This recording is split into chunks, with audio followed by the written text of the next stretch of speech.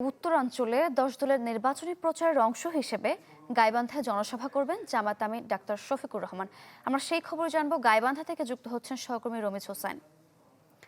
রমিজ, কয়টা নাগাদ জনসভা হতে পারে এবং নেতাকর্মীদের প্রস্তুতি উপস্থিতি কেমন দেখছেন? সারিকা, কিছুক্ষণ আগে কিন্তু বাংলাদেশ জামাত ইসলামের আমির তিনি আবু সাইদের কবর জিয়ারত করেছেন এবং তিনি গাইবান্ধার উদ্দেশ্যে রওনা হয়েছেন। আমরাও তার গাড়ি বহরে রয়েছি। আর কিছুক্ষণের মধ্যে হয়তো কিছু না 10টার দিকে তিনি গাইবান্ধা পৌঁছাবেন এবং সেখানে যেই নির্বাচনী জনসভা সেখানে অংশগ্রহণ করবেন এবং এর পরবর্তীতে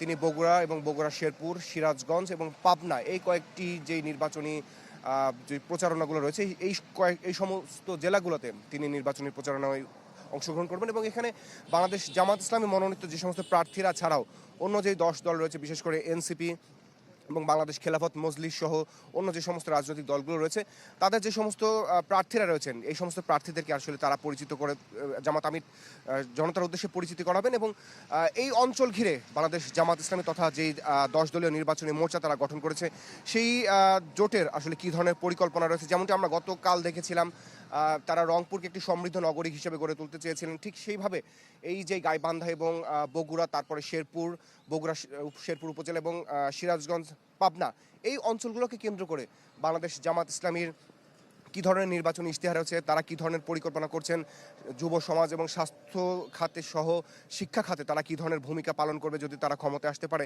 এইসব বিষয়ে তারা আসলে সাধারণ জনগণ বা যারা ভোটার রয়েছেন তাদের কাছে তারা প্রত্যাশার কথা তুলে ধরবেন এবং যারা আসলে প্রার্থী রয়েছেন এবং তাদেরকে পরিচিত করাবেন বাংলাদেশ জামাত ইসলামের আমির।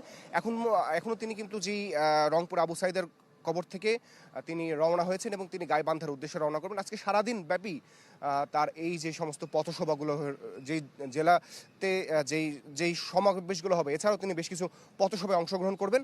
তো এই পরবর্তী যেই সমাবেশগুলো হবে সেই তথ্য অবশ্যই আপনার মাধ্যমে দর্শকদের জানিয়ে দেওয়া হবে এবং কী ধরনের প্রতিশ্রুতি তিনি আসলে দিয়েছেন এই অঞ্চলের মানুষদের জন্য। রমিজ, ধন্যবাদ আপনাকে।